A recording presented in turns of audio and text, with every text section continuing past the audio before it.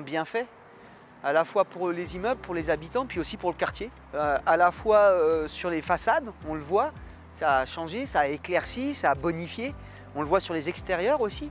C'est quand même un peu important, comme on en parlait tout à l'heure, il y a un petit recul des voitures, donner un peu plus d'espace et débitumer, notamment aussi sur l'aspect parking. Puis je pense qu'il y a un bienfait interne. On a parlé de rénovation aussi énergétique, on a une isolation par extérieur, on a une isolation biosourcée sous les toits. Ça, je pense que ça va se ressentir à la fois dans les logements, mais aussi sur les factures énergétiques. Et au moment où on parle en ce moment du prix des énergies, je pense que c'est super important. Donc je résumerai toute cette rénovation par bienfait. Alors la réhabilitation, elle a été relativement longue parce qu'en fait les travaux ont été suspendus pendant une certaine partie du Covid. On a eu les échafaudages pendant la période du confinement, donc des deux côtés en plus, donc on ne voyait pas le soleil.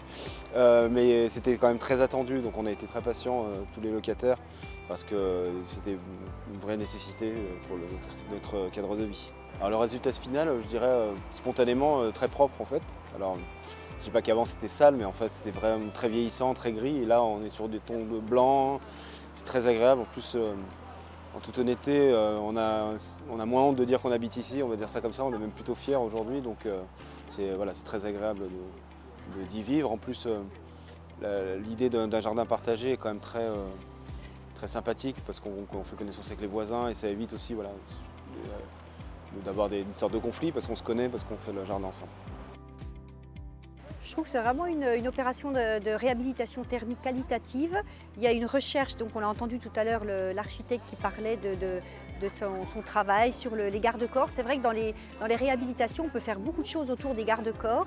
Donc on a des couleurs différentes, on a, voilà, il y a le travail sur les couleurs. Il y a des petites touches de rouge là, qui rappellent les couleurs du poisson chevenne. Et voilà, quand cet architecte, M. Villot, donc, a effectivement proposé cette idée de se rapprocher, enfin, de traiter les façades autour du poisson, le chevenne, j'ai trouvé que c'était top. Et c'est vrai que le résultat est chouette.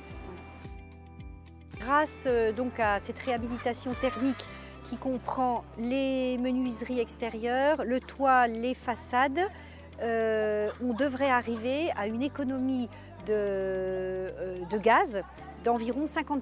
Bon, le bureau d'études nous a dit qu'on irait encore plus loin, mais on va rester déjà à 50%, ça sera déjà un beau challenge.